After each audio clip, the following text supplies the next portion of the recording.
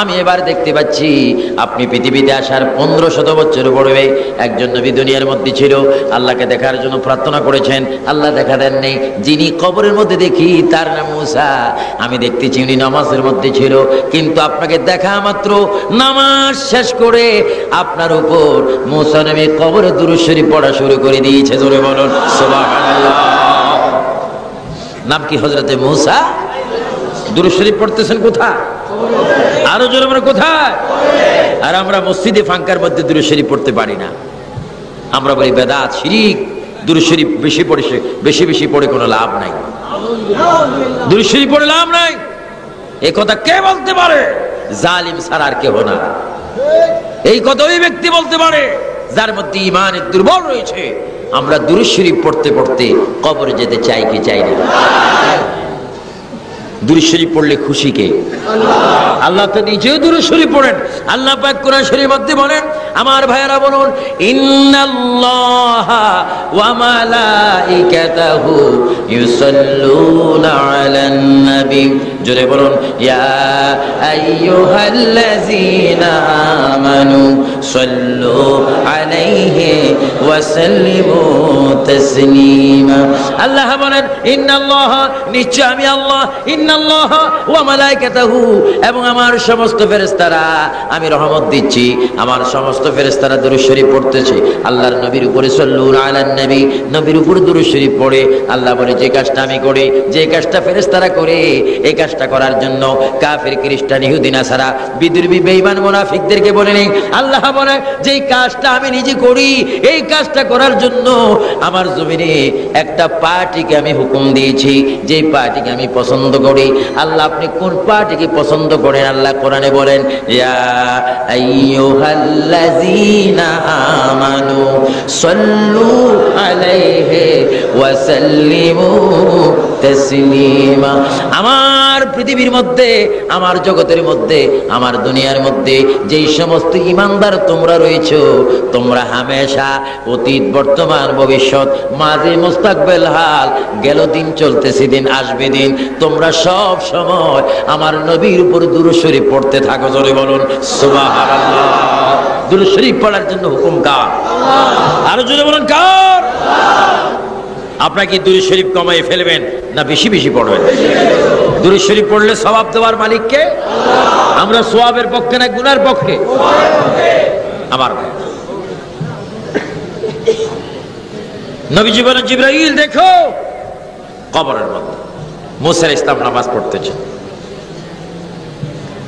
এই কিছুদিন আগে যখন আমরা 11 জন বাইতুল মুকাদ্দাসের জিয়ারতে গেলাম, মুসা আলাইহিস সালামের কবরের পাশে গেলাম, গিয়ে দেখি এই টেবিল থেকে প্রায় 3 গুণ বড় হবে একটা সাদা পাথর। সেই পাথরের উপরে 2টি পায়ের নকশা মোবারক রয়েছে। আমরা চিন্তা করে বললাম, তখন সেই ফিলিস্তিনি মুসলমান বলল, হে বাঙালি মুসলমান ভাইরা, তোমরা কি পাওগুলা চিনতে পারছো না কার? আমরা বললাম না। ওই ব্যক্তিকে দেখে দিলেন, হ্যাঁ হাজি ভাইরা শোনো, আল্লাহর নবী 1500 বছর পূর্বে মক্কার জমিন থেকে যখন মেরাজে যাচ্ছিলেন, যাবার টাইমে মুসা নবীর কবরের পাড়ে তিনি দাঁড়িয়েছেন। যেই পাথরের উপরে দাঁড়িয়েছেন, ওই পাথর তোমরা দেখতেছ। এই কথা শোনা মাত্র আমরা সবাই পাগলের মতো ওই পাথরের মধ্যে যখন চুমা খেলাম, নাকে একটি ঘ্রাণ পেলাম, মনে হয় যেন এখনই যেন নবীর মেশক আম্বরে সেই কদমের ঘ্রাণ পাওয়া যায়। জোরে বলুন সুবহানাল্লাহ। আল্লাহর নবী সেখানে গেলেন, মুসা নবীর সাথে কথা হলো। এবার আল্লাহর নবী রওনা হলেন ইলাল মসজিদুল আকসা, বাইতুল মুকাদ্দাসের দিকে রওনা হলেন। সেখানে তামাম আম্বিয়া কেরাম, আদম থেকে ঈসা পর্যন্ত সমস্ত নবীদেরকে আল্লাহ রাব্বুল আলামিন কবর থেকে বাহির করলেন, লাইন ধরে দাঁড়া করালেন। সমস্ত নবীগণ কাতার ধরে দাঁড়িয়ে আল্লাহর নবীকে সালাম দিচ্ছে। আমার ভাইয়েরা বলুন, মারহাবা ইয়া মারহাবা ইয়া মারহাবা রাহমাতাল লিল আলামিন। আরো জোরে জোরে বলুন, মারহাবা ইয়া মারহাবা রাহমাতাল লিল আলামিন। জানো আগার হো ইয়া ইমামাল মুরসালিন, जलवागर हो रहमतल लिल आलमीन। मरहबा या এগুলা কি কে বলছে এগুলা কে বলছে মাজারে গেলে বলে जलवागर हो औलिया के पेशवा जलवागर हो अंबिया के मुक्तदा सलातुन या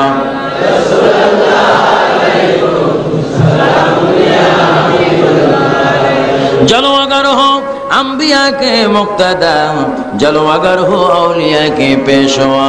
मरहबा या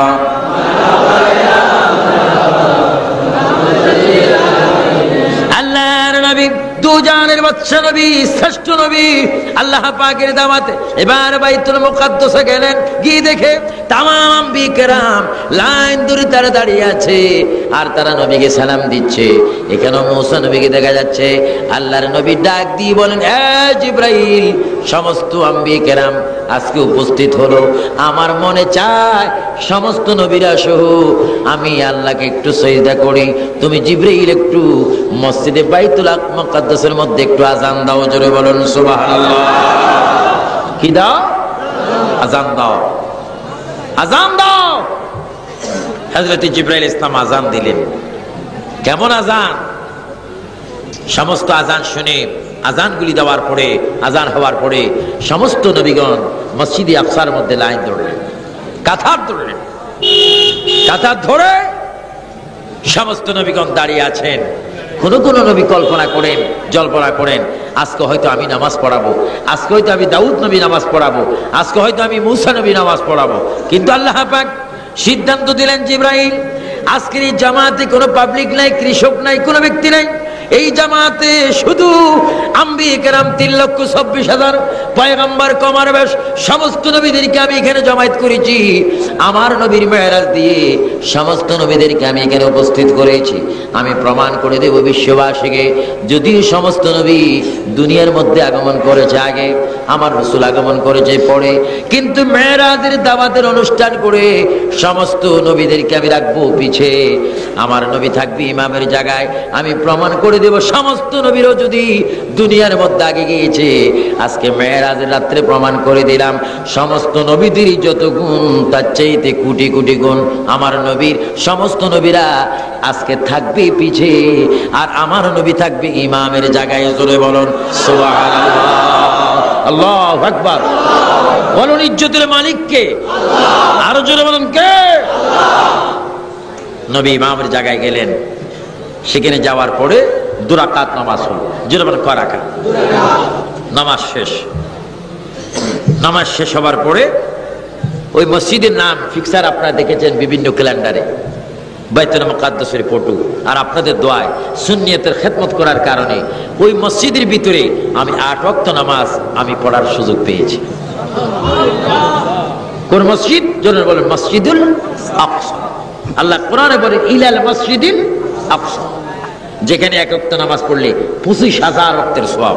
আল্লাহ পাক আমাকে 8 ওয়াক্ত নামাজ পড়ার সুযোগ করে দিয়েছে এবং নবীজি যেখানে দাঁড়িয়ে নামাজ পড়েছেন সেই জায়গাটা এখনো বিদ্যমান। নবীর কদম মোবারকের চিহ্ন এখনো পর্যন্ত মসজিদ আকসার মধ্যে রয়েছে।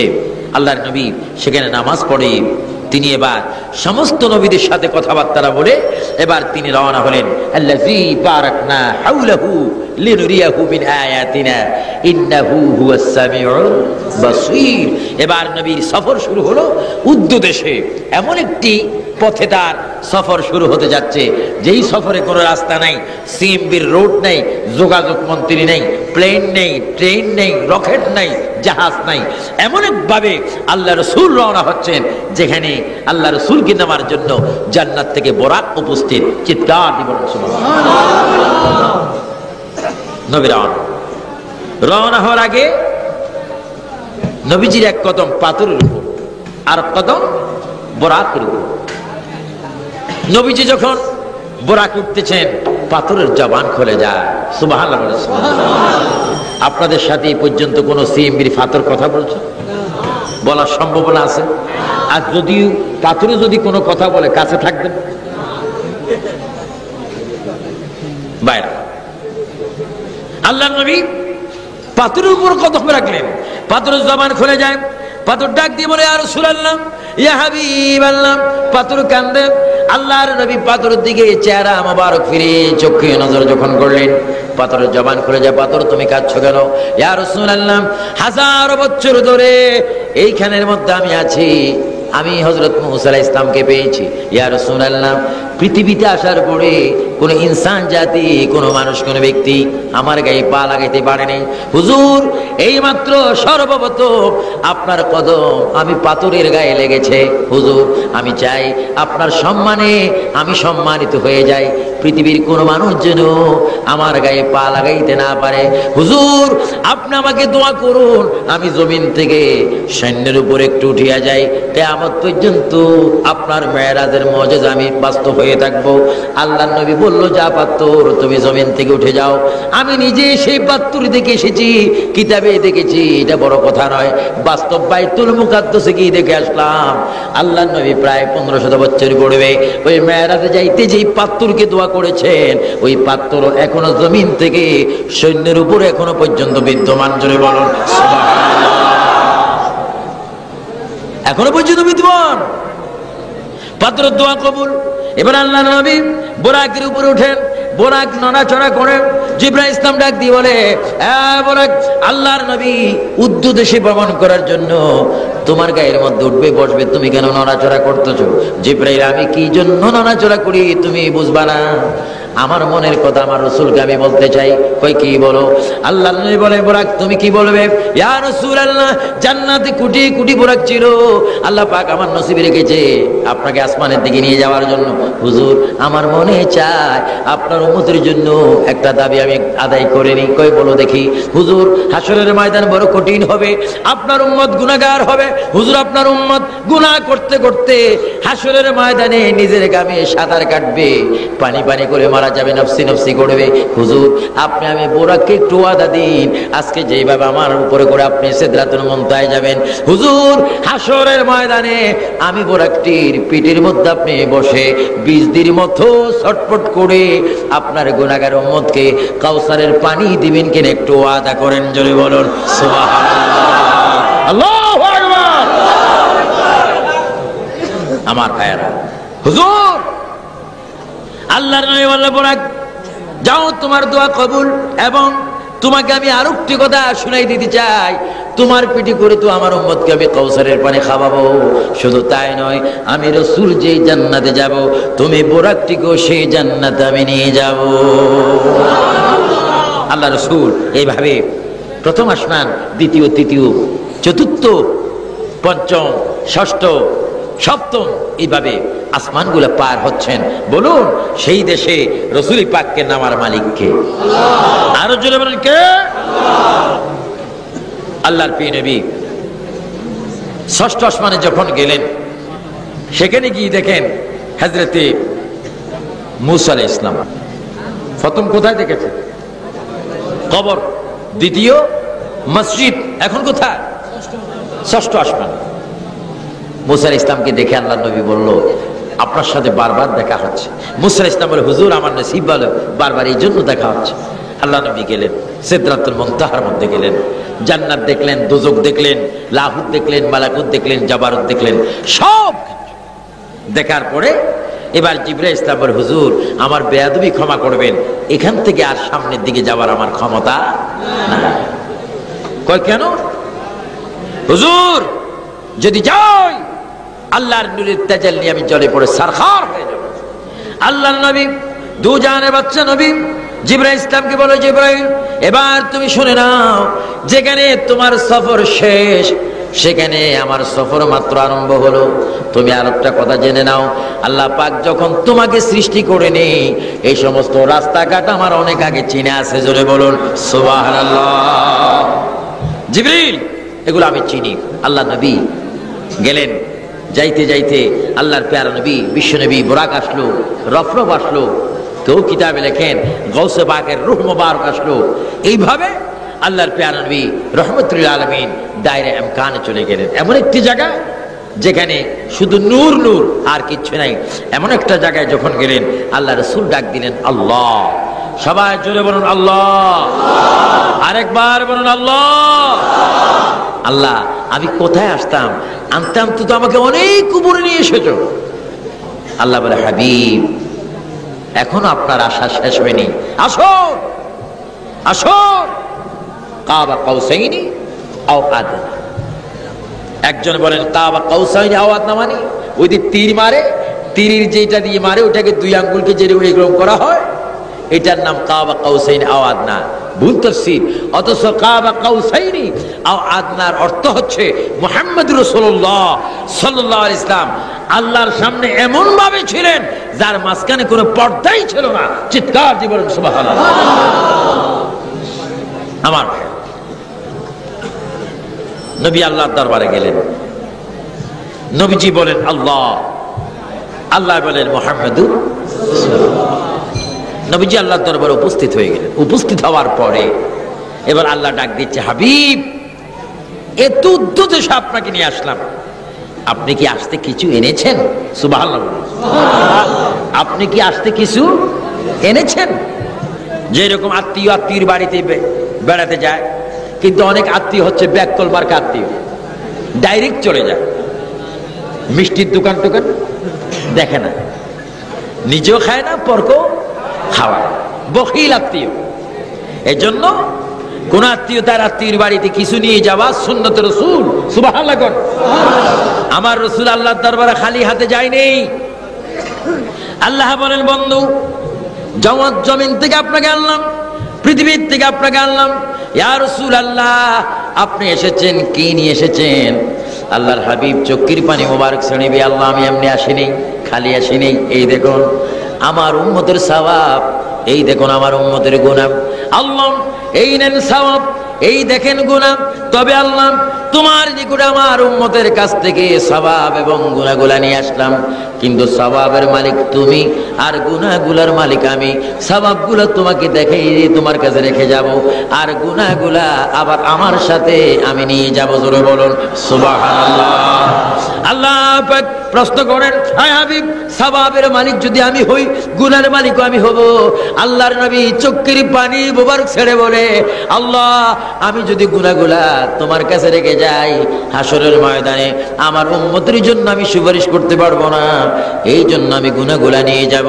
গুনাহগুলা আমার কালো কম্বলের ভিতরে রেখে আমি হাসরের ময়দানে উম্মত উম্মত বলে উঠবো। আল্লাহ আমার উম্মতের নাম বলে বলে গুনাহ দেখে দেখে তোমার কাছে আমি সুপারিশ করব, আর তুমি আমার সুপারিশ কবুল করে করে আমার জাহান্নামী উম্মতকে আমার সামনে তুমি জান্নাত দিতে হবে। জোরে বলুন সুবহানাল্লাহ। আল্লাহু আকবার। নবী ব্যস্ত দেওয়ার ক্ষমতা আছে কিনা? অধিকার দিয়েছেন কে? আল্লাহ পাক এবার ডাক দিয়ে বলেন, এই বন্ধু আপনার এই প্রশ্নের জবাব পেয়ে আমি আনন্দিত, আমি খুশি হলাম। এবার আপনি শুনুন, আমার আল্লাহ বলেন, আমার আল্লাহ নবীকে এবার বলতে চান, নবী যখন বলেছেন আত্তাহিয়াতু, বলেন আত্তাহিয়াতু লিল্লাহি ওয়াস সালাওয়াতু ওয়াত তাইয়্যিবাত। এবার আল্লাহ বলেন আসসালামু আলাইকা। ভাইরা আমার একটু চিন্তা করেন, আমার ভাইয়েরা চিন্তা করেন, যারা নবীকে সালাম দেওয়া শিরিক বলেন, বেদাত বলেন, নাজায়েজ বলেন, মাকরু বলেন, মুবাহ বলেন, কেন এই কথা বলেন? নবী তো তোমাদের কোনো দোষ করে নেই। আমার নবী আল্লাহর দরবারে যাওয়ার পরে আল্লাহ পাক সালাম দিচ্ছে, আসসালামু আলাইকা, বলেন আসসালামু আলাইকা আইয়ুহান নাবিয়্যু ওয়া রাহমাতুল্লাহি ওয়া বারাকাতুহু। হাবিব আমার দরবারে রহমত, বরকত, করুণা, নিয়ামত সব কিছু আমি আপনাকে দান করলাম। আল্লাহর নবী চেহারা মোবারক কালো করে তিনি বসে আছেন। আল্লাহ বলে, হাবিব গো আপনাকে আসমানের উপর আনলাম, জান্নাত দেখাইলাম, দোজখ দেখাইলাম, লাহুত দেখাইলাম, মালাকুত দেখাইলাম, জাবারুত, নাসুত সব কিছু দেখাইলাম, তারপরও কোন আপনি হাসেন না? রহমত দিলাম, করুণা দিলাম, বরকত দিলাম, রহমত দিলাম, হাবিব তারপরে কেন হাসেন না? আমার নবী চক্ষু মুবারকের পানি ছেড়ে বলে, আল্লাহ তুমি আমাকে মেরাজ দিয়েছো, তুমি আমাকে জান্নাত দেখাইছো, দোজখ দেখাইছো, তুমি আমাকে রহমত দিয়েছো, বরকত দিয়েছো, আমার উম্মতকে তুমি তো কিচ্ছু দাওনি। উম্মতকে যতক্ষণ পর্যন্ত তুমি শামিল না করবে ততক্ষণ পর্যন্ত আমি রাজি খুশি হব না। এবার বলা হচ্ছে, আমার ভাইয়েরা বলুন আসসালামু আলাইনা ওয়া আলা ইবাদিল্লাহ। আরো জোরে বলুন, আসসালামু আলাইনা ওয়া আলা ইবাদিল্লাহিস সালিহিন আশহাদু আল্লা ইলাহা ইল্লাল্লাহ ওয়া আশহাদু আন্না মুহাম্মাদান আবদুহু ওয়া রাসূল। হাবিব, আপনাকেও দিলাম, আপনার উম্মতের জন্য আমি ইবাদত, জিয়াদা ইবাদত দিলাম, 50 ওয়াক্ত নামাজ দিলাম। হাবিব শুনেন, আপনি আমার দরবারে এসে আমাকে দেখলেন, সবকিছু পাইলেন। আমার দেওয়া এই 50 ওয়াক্ত নামাজ যদি আপনার উম্মতরা আদায় করে, আমি আল্লাহর সাথে মেরাজ হওয়ার সওয়াব তাদের আমলের মধ্যে আমি দান করে দেব। জোরে বলুন সুবহানাল্লাহ। জোরে বলুন কয়েকত, আরো জোরে বলুন কয়েকত আছে, কয়েকত পড়েন, কয়েকত বলুন না, পড়ি আমরা বছরে 2 ওয়াক্ত, বছরে 2 ওয়াক্ত, সপ্তাহে 1 ওয়াক্ত, তাও সুন্নত ছাড়া। খুতবা শোনে না, সালাম হতে দেরি যেন বিশ্বযুদ্ধ লেগে যায়। যাবার টাইমে কেউ জোতা কেউ নিয়েও যায়। আমার ভাই, মসজিদে যাবেন শান্তভাবে, 50 ওয়াক্ত নামাজ। আল্লাহর নবী খুশি হয়েছে, আল্লাহ তুমি খুব ভালো, তুমি আমার উম্মতের জন্য 50 ওয়াক্ত নামাজ দিয়েছো। নামাজ নিয়ে আসতেছেন, মুসা ইসলাম দাঁড়িয়ে আছেন ওই 6ষ্ঠ আসমানে। হুজুর কি পাইলেন? আমার আল্লাহ আমার উম্মতের জন্য 50 ওয়াক্ত নামাজ দিয়েছে। মুসা নবী ডাক দিয়ে বলে, ইয়া রাসূলুল্লাহ, 50 ওয়াক্ত নামাজ দিবেন না, যদি নেন আপনার উম্মতরা নামাজ পড়তে পারবে না, কারণ আপনার উম্মত কমজোরি হবে, কম বয়সী হবে, সংসারের দিকে তাদের মন থাকবে। হুজুর দয়া করে নামাজটা কমাই আনেন। আল্লাহর নবী গেলেন, আল্লাহ বলে, হাবিবকে কেন আসলেন? আল্লাহ নামাজ কমাই দাও। কমাই দিলাম। এইভাবে 9 বার গেলেন, 5 × 5 = 40 নামাজ কমাইলেন। এবার 5 ওয়াক্ত রইল। আল্লাহ ডাক দিয়ে বলে, হাবিব শোনেন, বন্ধু, আমি 50 ওয়াক্ত নামাজ আপনাকে দিয়েছি, এই কথা ঠিকই থাকবে, কিন্তু আমি 45 ওয়াক্ত মাফ করে দিলাম। কিন্তু কোন বান্দা উম্মত যদি 5 ওয়াক্ত নামাজ পড়ে, আমি আল্লাহ তার আমলের মধ্যে 50 ওয়াক্ত নামাজের সওয়াব প্রদান করব। জোরে বলুন সুবহানাল্লাহ।